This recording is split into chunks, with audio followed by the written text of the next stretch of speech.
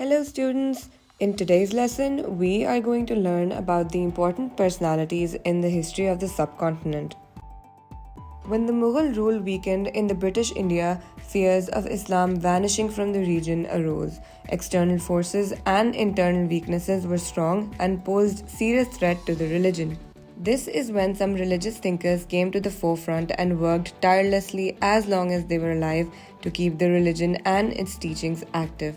Three of the most prominent religious thinkers were Shah Waliullah, Syed Ahmad Barelvi, and Haji Shariatullah.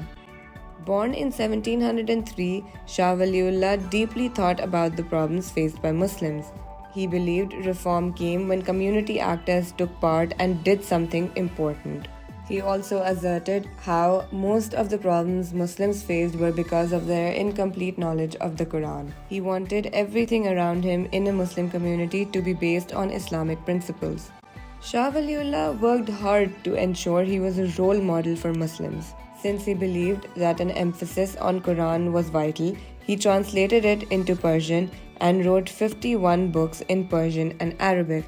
He also organized the opposition to the Marathas, who were threatening to overrun the Mughal Empire at the time. The next important religious thinker in the history of the subcontinent is Syed Ahmad Barelvi.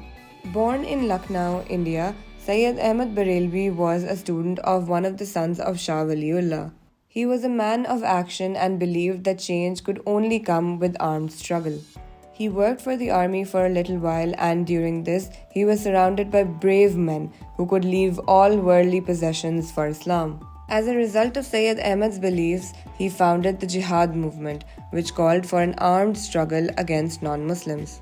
Before going to Hajj in 1821, Syed Ahmad held meetings around the country to discuss jihad. He then toured the province of Punjab and NWFP to recruit mujahideen. He was successful in gathering about 80,000 men. The jihad movement was very active and it was thriving.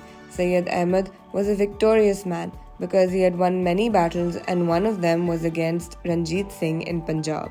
Later, he fought Yar Muhammad in the Battle of Balakot and lost his life during it. This is how dedicated Syed Ahmad Barelvi was to his cause. Born in Bangladesh in 1781, Haji Shariatullah was another Islamic influencer in the subcontinent who believed that the Muslim community had moved away from the true Islamic practices. He wanted them to return to the true Islamic duties called farais. Haji Shariatullah found that Muslims in East Bengal were oppressed in a lot of areas of life. Hence, he started the Faraisi movement.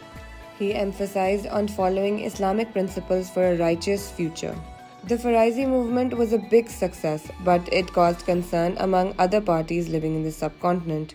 After the demise of Haji Shariatullah, his son continued his legacy. After the demise of his son, the movement slowly died down and was forgotten. These Islamic preachers and thinkers were of huge influence in reviving the Islamic practices in the subcontinent at a time people had been diverted. Their services cannot be forgotten. I hope you enjoyed and learned about the religious thinkers from our recent history. And I will see you next time. Bye-bye.